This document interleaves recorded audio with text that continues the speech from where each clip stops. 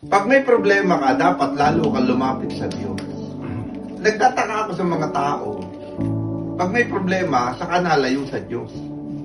Saka na hindi nagsisimba, dapat, pag may problema ka, lalo ka talagang napunta dapat sa church. Kasi sa church, ang makakausap mo doon, mga positive na tao. No? Eh, pag pumunta ka sa kabarkada mo, inom na lang natin yan.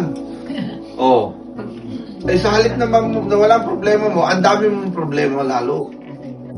Hindi dapat makapaghiwalay sa atin ang suliranin.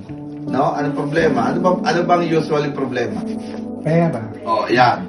Yan ang number one. Kaya nga sinabi ni Jesus sa Bible, the love of money is the root of all evil. Ano? Kaya, pagdating sa money, dapat si Lord ang iyong nasa isip.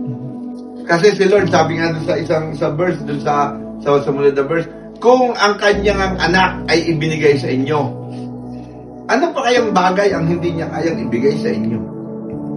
Di ba? Anak na nga yun eh.